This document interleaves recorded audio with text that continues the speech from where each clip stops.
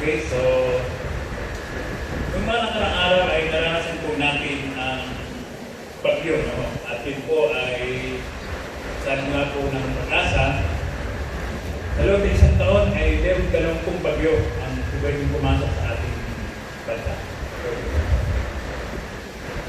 At siguro hindi lang, no? At ito pong bagyo ito ay hindi po ito biro, sapagkat ito po ay matindi pa kaysa kay Undoy, no? Naranasan po yung mga kababayan natin. At maraming mga naapektuhan na bahay, buhay, at siyempre yung lugar na kung saan hindi binabaha, ngayon po ay binabaha natin. So ngayon po nga ay salamat po sa Panginoon sapagkat siya po ang nagbibigay po ng proteksyon sa bawat isa po sa atin higit sa lahat sa kanyang mga. So ngayon po umaga ay nais kong pag-aralan po natin ang kapayapaan sa kabila ng mga bagyo unos sa ating mga buhay. So kung meron po kayong Biblia ay buksan po natin dito sa aklat ng Marcos. Ang talata ay, ang kapitulo ay 4, ang mga talata ay 35 hanggang sa mga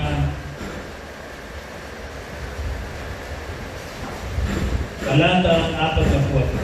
Okay? So Marcos, kapitulo 4, ang talata ay 35 hanggang 44. Kung hindi po nakita ay atin pong basahin ang mga talatang ito. Sabi po, pinatigil ni Jesus ang unos. Pinagabihay sinabi ni Jesus sa mga alagad niya, tumawid tayo sa ibayo. Kaya iniwan nila ang mga tao at sumakay sa bangkang kinalululanan ni Jesus upang itawid siya. May kasabay pa silang ibang mga bangka. Dumating ang malakas na unos, hinampas ng malalaking alaw ng bangka, ano ba't halos mapuno ito ng tubig. Si Jesus naman ay nakahilig sa unan sa may ulihan ng bangka at natutulog. Ginising siya ng kanyang mga alagad, Guro, ang nilatipan ninyo alintana, lulubog na po tayo. Bumangon si Jesus at iniutos sa hangin, tigil, at sinabi sa dagat, tumahimik ka. Tumigil ang hangin at tumahimik ang dagat. Pagkatapos, sinabi niya sa mga alagad, bakit kayo natatakot? Wala pa ba kayong pananalig? Sinigdan sila ng matinding takot at panggigilalas at nagsabi sa isa't isa, sino nga kaya ito?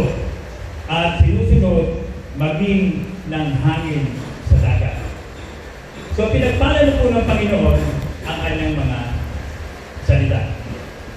Kapayapaan sa gitna ng mga bagyo unos sa ating mga buhay. Ang sabi ni John 14:27, ang sabi ni Jesus, kapayapaan ang iniiwan ko sa inyo. Hindi ito kapayapaan ibinibigay ng sanlibutan, manalig kayo sa akin. Sa una pa man ay sinabi ng ating Panginoong Jesus, yung salitang kapayapaan, na kung saan nga po naranasan po ng mga tao, ito pong bagyo nito, na kung saan yung iba ay talagang sabihin natin yung pilitan ng matinding tao. Nawala yung kapayapaan. No, hindi nakita yung kapayapaan doon. Pero sa kabila ng lahat ng ito, ang pangako ng Panginoon ay iniiwan sa atin. Ang sabi ng banal na kasulatan ay, kapayapaan ang iniiwan ko sa inyo.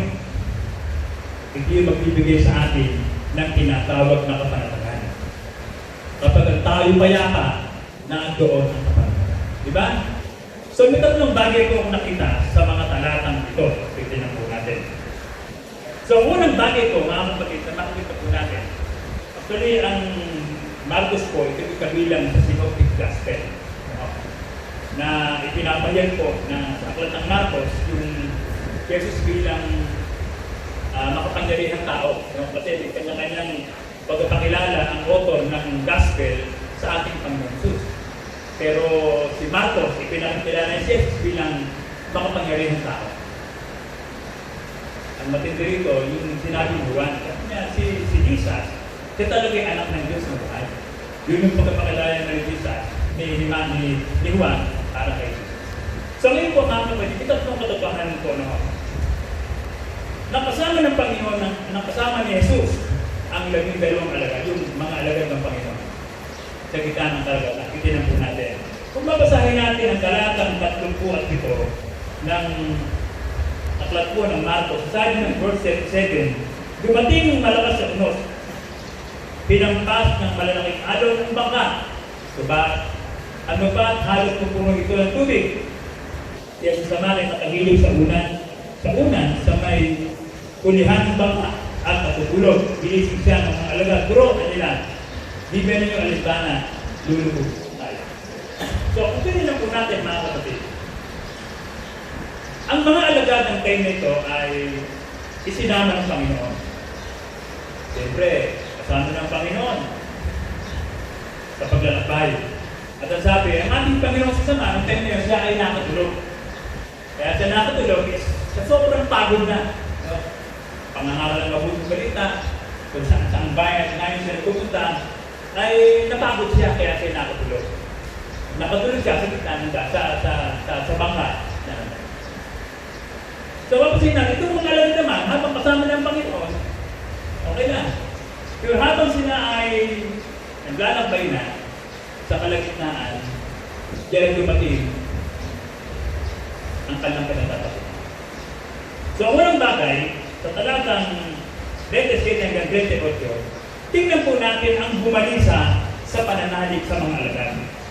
Alam niyo ba yung unang nagpabalisa sa pananalig ng mga alagad? Bagaman sa inyo naniniwala sa Panginoon. Ano yung unang bumalisa sa kanila? Nakita nila ang malalakas na alon. Tanda ko nung alam niya uno, yan, naranasan ating Pastor Rolin, naranasan din niya kasi mga pinamuhay kami ng aming mga magulang sa pagdalaga. Alam niyo yung unos, no? Pag nasa gitna kayo ng dagat at may unos, hindi niyo pwedeng sa kumain niya, obligado hanap kayo ng ubling lugar. Kasi parang bagyo yan malakas yan. Malakas ang hangin. Malakas ang alon. Hindi po pwede sa kukain yan. Yung ginawa ng mga mangisda, gagawin ng mga mangisda, pupunta sila sa isang tagong lugar. Doon po muna sila magsamadalang magpapahinga. Kasi hindi nila kayang sa kupainan. Ano? Pwedeng lumubog ang bangka. Pero kung mga alagad, nakita nila ang malalaking alon. Hindi lang alon malalaki, kundi yung hangin na napakalakas. Na halos ang sabi ng balita kasulatan, nawala ang kanilang pananalig sa ating Diyos. Kaya nga nagkaroon sila ng kabalisan. Unti-unti pumasok ang pagkabalisa nila nang sila ay mawala ang kalantingin kay Jesus. Nakapokus sila doon sa malalaking alon at hangin. Diba sa ating buhay mga kapatid, naranasan natin itong kamakailan lang yung matinding dulot na hangin at ulan itong si Ulysses o si Lipoy. Si Ulysses. So kung titignan po natin mga kapatid, ay matindi o yung nangyari.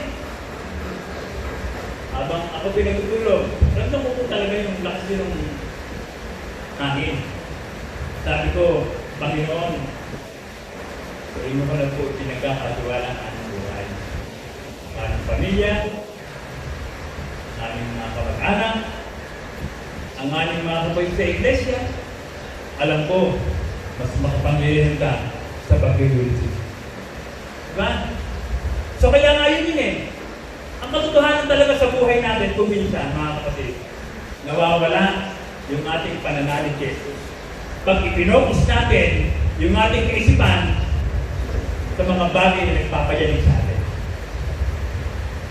Alam mo, yan ang minsang sabihin natin ay nangyayari sa atin. Hindi lang sa isang normal na mananampalataya. Kung sa isang normal na mananampalataya nangyayari yung pagkabalisa niya, gaano kaya sa di mananampalataya? So kaya nga tayo ang gagamitin ng Panginoon upang yung kanilang pagkabalisa, yung kanilang pagkatakot sa mga bagay na nangyayari sa kanilang buhay, ay papalitan naman ito ng tinatawag na katapangan at kalakasan. Saan magmumula ang katapangan at kalakasan? Sa pamamagitan ng pananalig natin sa ating Panginoon. Kaya ang alagad, gano'n na lamang yung kanilang pagkatakot na sa kabila ng ating Panginoong Hesus ay nagtutulog sa pagod na pagod sa mga gawain na ipangangaral ng mabuting balita, ay may isang alagad na malakas na loob na ginising ng Panginoon. Sabi niya, Panginoon, gumising po kayo sa pagkatulog po yung ating bangka. Natakot na sila, di ba? Kapag tayo natatakot, ano yung unang nilalapitan natin? Pag tayo takot na, siyempre yung taong may magagawa, binabukutan natin. Pero kung minsan, nalilimutan natin na meron palang masigit na makagagawa sa buhay natin na dapat yung ilalapitan natin. Tapos pag nabigo tayo, saka pala ang dahilan natin doon sa makapangyarihang Diyos na lubos na may magagawa sa buhay natin. Ganun taon ba? Kumbaga lagi pinanguhuli ang Diyos. So, ang lesson sa atin mga kuya ngayong umaga, tingnan natin mabuti na ang lahat ng mga umos at bagyo sa buhay po natin. Pag yan po, ay pinanghawakan natin talagang tinububo tayo na hindi natin kaya.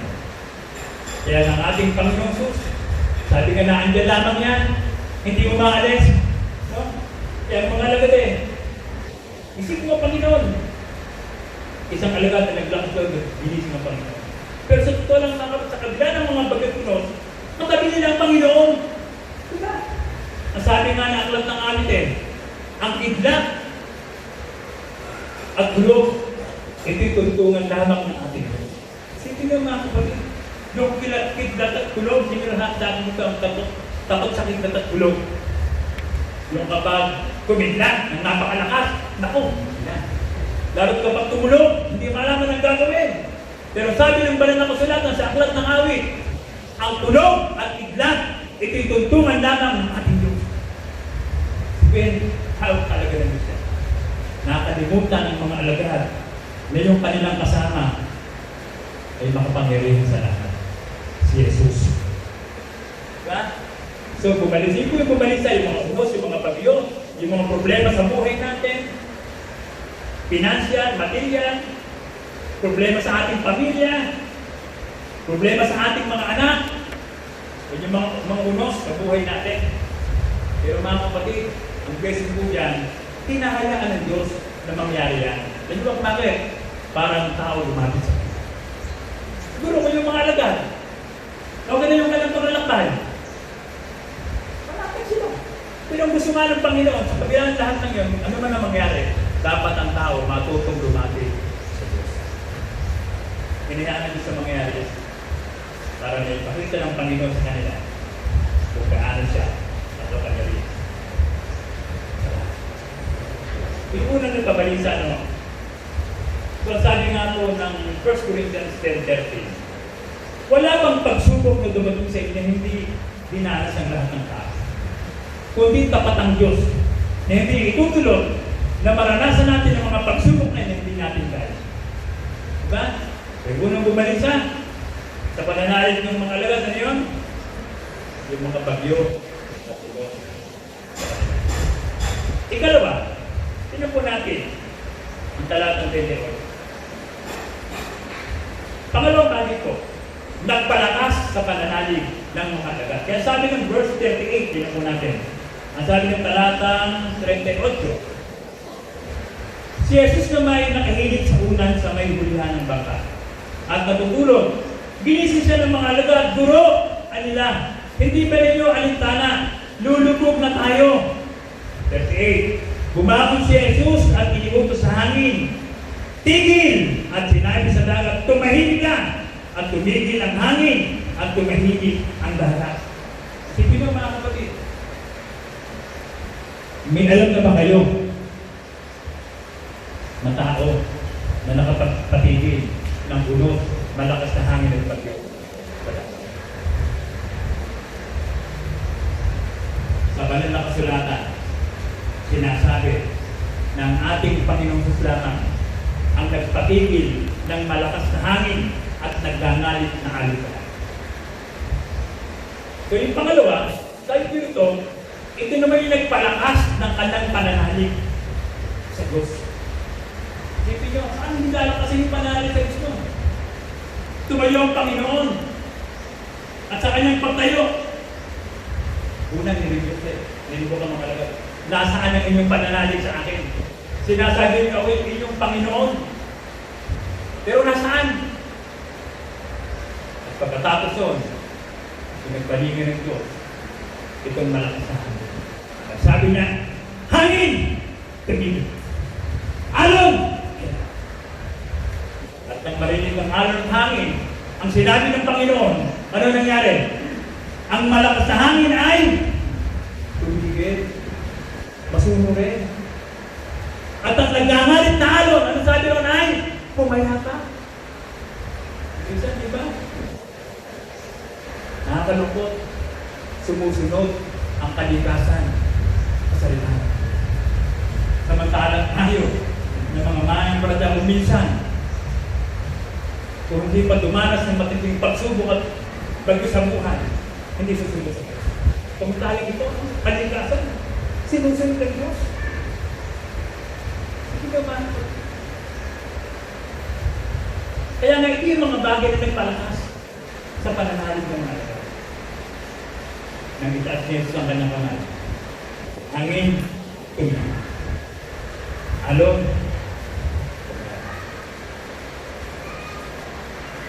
so sabi ng banal na kasulatan mga kapatid, ito yung bagay na sinasabi sa atin. Ang sabi ng Santiago 4:7, ang lumalapit sa Diyos ay dapat maniwala kay Diyos at siya magbibigay ng pagkakas. Pangalawa, ang sabi ng John 15:5, kung kayo hiwalay sa akin, ay wala kayong magagawa. Sa ibig sabihin ng mga kapatid, dapat ang buhay ng mga mananampalataya, may bagyo man o wala, dapat ay laging nakaugnay sa Panginoon. Hindi lang pag may bagyo, hindi lang kapag may problema sa buhay, doon tayo nagiging malapit sa Diyos. May problema man o wala, dapat malapit tayo sa Diyos. Amen? Kailangan natin at wala tayong magagawa kung tayo hiwalay sa Kanya. John 15. Kaya napakasarap na lagi kang kumekta ang ating buhay sa Diyos. Kung ano man ang mangyayari, kasi yung mga pangyayari hindi natin masasabi sa buhay natin. Diba? Ay nabigyan nga yung panahon na kami tumagbag sa Panginoon. Dumating yung matinding problema na halos hindi mo na makayanan. Isa kaya pupulutin. Sabi ko, baka sakpo na makapulutin. Kasi mumalay ka eh. Kaya kinakailangan talaga sa bawat hininga natin. Dapat lagi din nakaugnay. Dahil sabi ng banal na kasulatan, tayo hiwalay sa Kanya, wala tayong trabaho. Yung mga bagay na ginagawa nating kabutihan, bakit natin nagagawa yan? Dahil basta tayo likas na mabuti? Hindi. Dahil si Kristo nasa atin. Dahil yung banal na Espiritu, nagbubunga sa buhay natin ng pag-ibig, ng kagalakan, ng kapayapaan, ng kabutihan, ng pag-ipilit sa sarili, ng pagtataga. Ibunga ng ating malalim na pakikipagano, sulat yun sa Panginoon. Kaya nga mga kapatid, yung ating pagiging malapit sa Diyos, hindi magpapalakas ang ating pananalig. Kaya ang ating panahon, para lalo natin ilagay ang ating sarili sa Diyos. Sa totoo lang mga kapatid, hindi naman lumalayo sa atin eh. Ang tao ang lumalayo sa Kanya. Tapos sabihin niya, Panginoon, napakalayo mo sa akin. Hindi. Ang lapit ng Panginoon, ikaw ang lumalayo sa Kanya. Ang mga lagad, sulat nila, yung kanilang paglapit sa Diyos, itinubak ang Kanyang Panginoon. Sa sarili natin mga kapatid, parang tila ba ang layo mo na sa Diyos? Kapatid, sa Panginoon, yung mga bagay na nagawa tayo sa Kanya, na hindi ka ligod-ligod sa Kanya, hindi panahon para hindi natin Panginoon, o ako man ay nakagawa ng isang bagay. Kung hindi ako nakagawa sa Kanya. Hindi lalagtuhan ang sarili sa iyo. Gamitin mo. Palang nakapatunaral natin natin. ay ibibigay ng Diyos. At iset yung anak. So una, ano yung bumalis sa pananalig sa mga alagad, yung mga magsubagyo, nakapokus sila doon. Kaya sabi ng isa sa David Carter doon, sabi doon, ituon natin ang ating mga paningin kay Jesus, hindi sa mga tao, hindi sa mga bagyo, hindi sa ano pang mga bagay nangyari sa buhay natin. Sabi, ituon natin ang ating mga paningin kay Jesus, sapagkat pinagmumulan at napapalakas ang ating pananampalataya at papasaktan. Focus natin ang ating matakikis. Ikalawa, para mabakas ang ating pananalig sa Diyos, ano pa ay lumapit sa kanya? Si Satan, kung minsan gagawin si Satan, tapakan na nga, tatatakan ko niya para hindi ka makarama. Ganun talaga ang sa anas. Yan ang sabi sa John 10:10, naparito siya upang magnakaw, pumatay, at magwasak. Yan ang trabaho ni Satan. Pumatay, magwasak, at magnakaw. Ayaw niya na ang mga nilikha ng Diyos ay makakilala. Ang gusto nga niya masayang pamilya, sisirahin niya yan. Wawasakin niya yan. Kaya nga yung mga biases, yung mga bisyo, ay kasangkapan ng kaawayan para ang tao lumayo sa Diyos. Diba? At kapag ikaw ay puno-puno na ng bisyo ang isipan mo, hindi mo na kilala ang Diyos kahit magulang mo, hindi mo na gagalang yan. At yun ang trabaho ni Satan. Hindi gusto ng tao yun. Ha? Gusto ni Satanas, walang magawa ang tao. Kasi nga bakit? Ang nagmamaniobra ng kanyang buhay, hindi ang Diyos, kundi si Satanas. Nakakatakot, nakakawa yung mga tao na walang Diyos. Sunod-sunuran sila doon sa ano man ang ibulong sa kanila ng kaaway. Kaya sabi rin, nakita ko ng mga tao, sila yung lito at kupay-pay. Wala silang pastor na kinakailangan mag-gagay sa kanila, na kinakailangan magpapaalala sa kanila. Kaya mga kubay, dapat ng lagat. Hindi sa buhay na. Yan sabi ni John,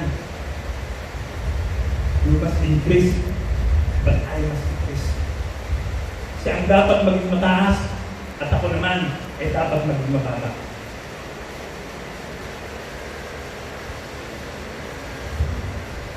At tama ito mga kapatid, sa talatang 40 hanggang 40. Yan po natin.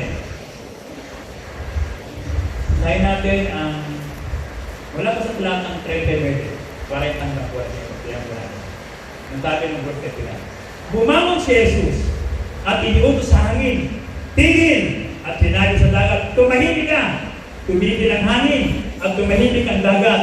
Pagkatapos sinabi niya sa mga alagad, bakit kayo natatakot? Wala pa ba kayong pananalig? Sinidlan sila ng matinding takot at pangingilala sa nagsabi sa isa't isa. Sino nga kaya ito? Sinusunod maging ng hangin at ng dagat. Pangatlo mga kapatid, nagpamangha sa pananalig ng mga alagad. Namangha sila. Sabi ng gilala sila Hindi nila kalain. Ang tao ito, yung Jesus na sinamahan natin. Ang kaligtasan, ang hangin, sinusunod siya. Ang alon, sinusunod siya. Grabe. Namangha silang lahat. Mga kapatid sa banal ng kasulatan, napakaraming ginawang himala ang Panginoon. Harap-harapan sinasabi ng Panginoon. Nakita ng mga tao, nasaksihan ng mga tao. Pero pagkita ng mga tao, pilit na lumalago ka rin. Ating buhay bilang mga manang kapatid. Ano ang pamanghamang ang ginawa ng Diyos sa buhay na nangyari? Na ngayon kapag ating pagbuli-bulayan, wow, sabihin natin talagang pamanghamang. Una-una, mga kapatid, yung kaligtasan na meron tayo. Na hindi kaya ibigay ng doktor, na hindi kaya ibigay ng abogado, na hindi kaya ibigay ng mga mataas sa tao. Yun lang ang pagbigay ng kaligtasan, ang Diyos. Kaligtasan ang ating tayo. Di ba kamanghamang tayo? Presidente, binibigay ba tayo ng kaligtasan? Diyos lang ang pwedeng mag-Diyos sa atin. Pag pinag-usapan ng kaligtasan ng ating Panginoon, ang Diyos lang. Yung kaligtasan natin. Ikalawa, yung kanyang pag-iingat sa atin na sa araw-araw na ginagawa ng Diyos sa atin. Yung iba na aksidente, yung iba na babaril, yung iba na titetano, inaatake sa puso. Samantalang tayo, yung isang araw na magising ka, yung buong maghapon na walang nangyari sa iyo, wow! Kamangha-mangha ang Diyos sa buhay ko. Diba, mga kapatid? Yung kamangha-manghang yun na ginagawa ng Panginoon sa atin, ipinapakita sinasabi sa atin, anak, hindi pa ako tapos sa buhay mo. May gagawin pa ako sa buhay mo. Pinakailangan inulot mo ang iyong mga mata. Mamangha ka sa gagawin ko pang maraming bagay sa buhay. Diba? Kamangha-mangha. Ang mga alagad. Kamangha sila. First time na nangyari sa kanila. So mga kapatid, sa ating buhay.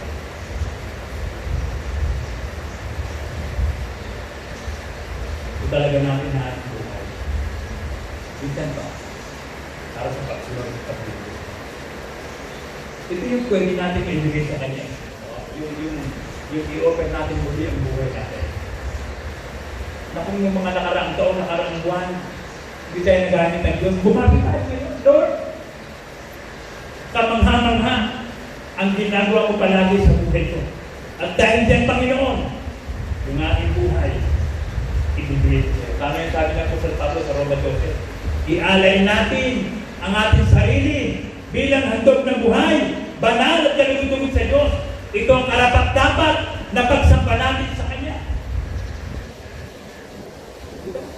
Yung buhay natin, mga kapatid. Dahil ang tao pagpatay na, wala na. Tapos saan sa buhay niya? So, habang may buhay tayo, mataglay, mga kapatid. Iaalay natin sa Diyos. Amen? At ano man ay ipagawa sa atin ng Diyos, gagawin natin. Bakit? Yan ay kamangha-mangha. Pero yung kantang kamangha-mangha, diba? Kaya nakumpos ko ng isang nag-aral sa PMI. Nakumpos ng kantang kamangha-mangha. Taga Santa Rosa, nakasama ko sa ACM. Sabi ko, Pastor, ito pala nakakumpos niyang kamangha-manghang kanta. Sabi ko, Pastor, nakumpos yan. Sabi niya, Pastor, kasi marami akong mga bagay na nangyari sa buhay ko.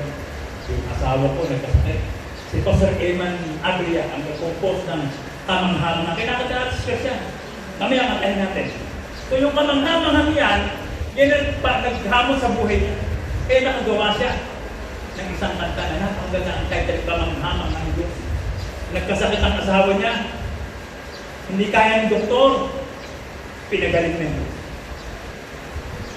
Yung anak niya, ganun din. Nagkasakit, pinagaling na Diyos. Dumating yung punto na sila parang maghihiwalay na.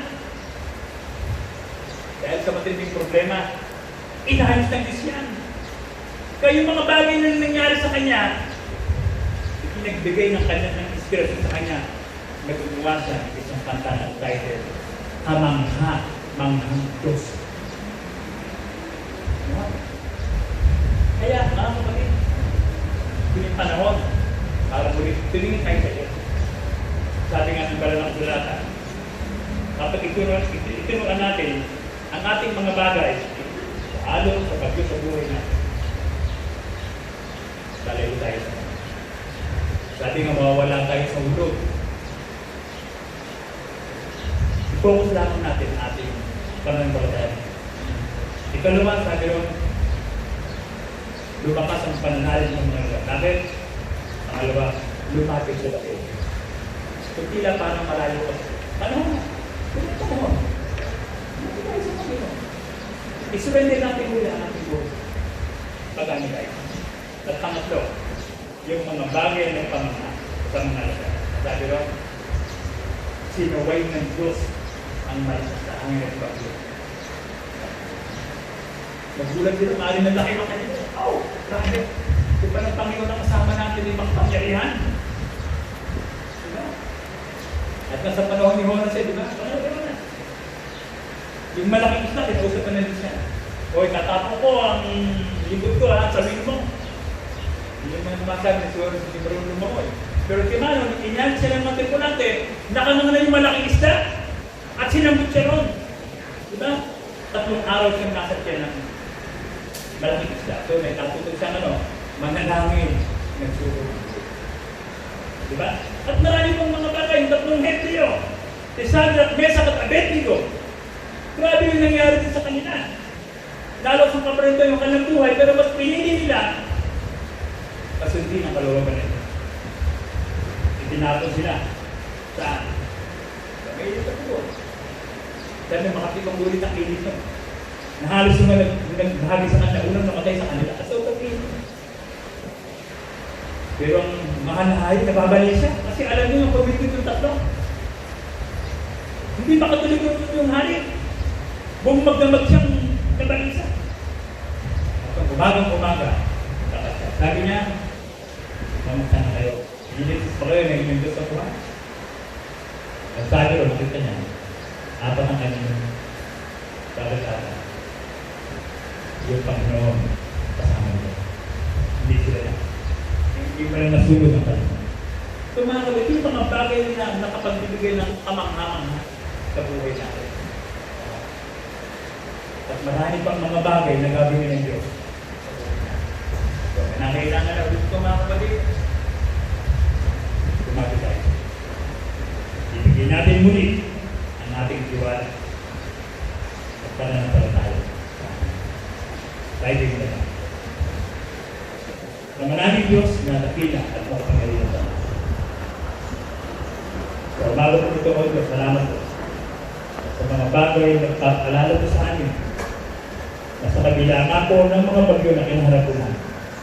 Salamat po dahil iningatan mo kami. Salamat po dahil piniligtas mo kami. At ikaw po, O Diyos, ang patuloy na nagbigay ng lakas sa buhay. Sa bilang Diyos na makapangyarihan sa akin. Wala kaming po pwedeng isuklit sa iyong kabutihan, sa iyong katapangan. Kung minsan, Lord God, hindi kami tapat. Pero ikaw, O Diyos, ay laging tapat sa amin. Sa bilang Diyos na makapangyarihan sa lahat. Napakabuti mo sa amin. Sino nga ba kami para mahalin mo, O Diyos? Makasalanan.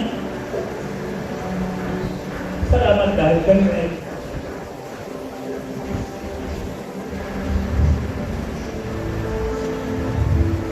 ginawa para pagkakas.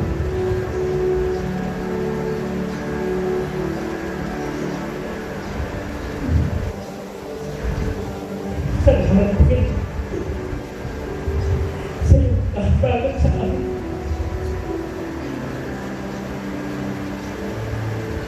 Sa kaligtasan pero kami. Sa iyong utang namin sa iyo, O Diyos. Sa protection mo sa amin, O Diyos.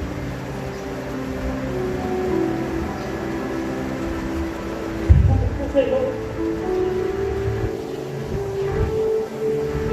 Wala kami isusuplit sa kabutihan, O Diyos. Kundi ang ibigay namin ang aming buong buhay sa iyo, O Diyos. Maglingkod sa iyo ng tapat at totoo. Salamat po, Panginoon, sa umagang ito. Sa mga mensahe mo, O Diyos, na nagbibigay po ng pag-asa sa amin. Tunay, Panginoon, na kung kami hiwalay sa iyo, wala kaming magagawa. Ikaw lang, O Diyos, ang aming pag-asa. Ikaw lang, O Diyos, ang nagbibigay ng buhay sa amin. Nawa, O Diyos, ang dalangin ko sa umaging mangyari palagi ang iyong kalooban sa buhay namin. Pinupuli ko po namin, O Diyos, sa umaging. Salamat po sa makapangyarihan salita mo sa pangalan po ng Panginoon.